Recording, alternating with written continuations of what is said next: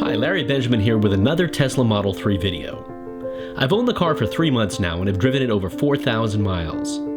The car has performed very well without any issues.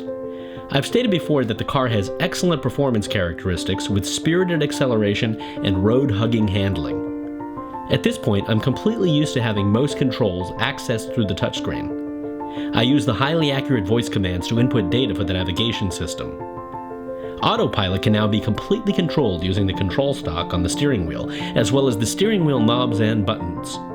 I'm mostly using the touchscreen display for controlling the ventilation system and accessing music streaming. We're going to drive from Los Angeles to Las Vegas on a single charge. The first thing I'm going to do in advance is use the excellent website evtripplanner.com, developed by a 19-year-old Stanford student. You begin by inputting your start point and end destination. We're going to select routing without superchargers. Next, we'll select the Tesla Model 3 Long Range from the drop-down menu. Then we'll input exterior temperature, payload, and wind speed. The program will calculate a very accurate prediction of how much energy and mileage you use. It takes other data into consideration, such as altitude, which is a big factor in determining range. This stacks the deck in advance so you'll know whether you can make it. Before I make the trip to Vegas, we need to charge the battery fully. Normally I charge it to 90%, but now we're going to increase the limit and go from daily to trip. This will increase the charging time, and it'll recalculate it in a moment once I hit done. So now it'll take 7 hours and 30 minutes to charge. We should return with a full range of nearly 310 miles.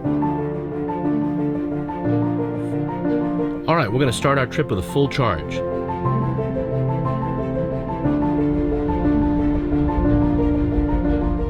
So, we're about an hour into the trip and we have about 3 hours and 4 minutes left.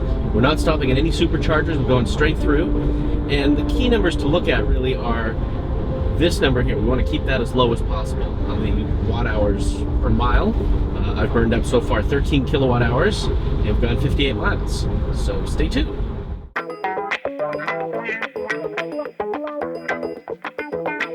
Okay, we're about 2 hours into the trip. I have 158 miles to go and I have a range of 188 miles, so I should have enough to get there. Going at about 231 watt hours per mile, and we've gone about 120 miles almost. So far looking good.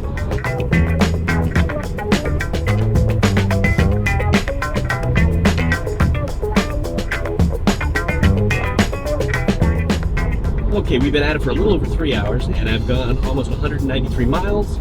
I'm keeping my watt hours per mile at a very good amount, 217, which should get us to our destination with a little bit left in the battery pack.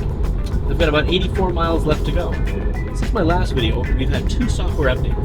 One of the things we gained was the ability to change the speed under autopilot using the right steering wheel thumb wheel. I can increase the amount here, little clicks, decrease it. If you move the rocker switch to the right or left, you can control the follow distance. I can increase the follow distance or decrease it by moving that rocker switch.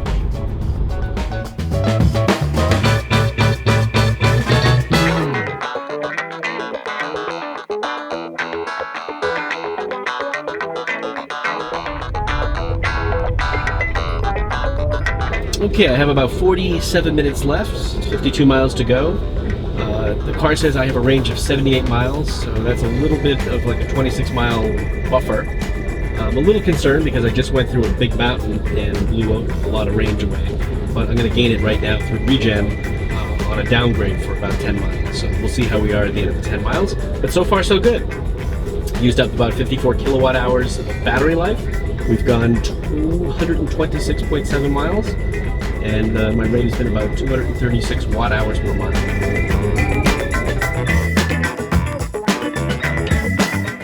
Okay, this is a little bit of a do or die moment. I'm actually passing the last supercharger before we go to Vegas.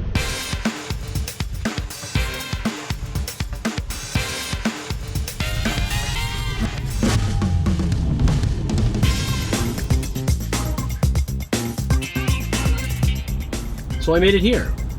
It was a 279 mile journey. It used up 62 kilowatt hours of energy, going at about 220 watt hours per mile. And I didn't stop at a supercharger, went non-stop. I have about 44 miles left of energy.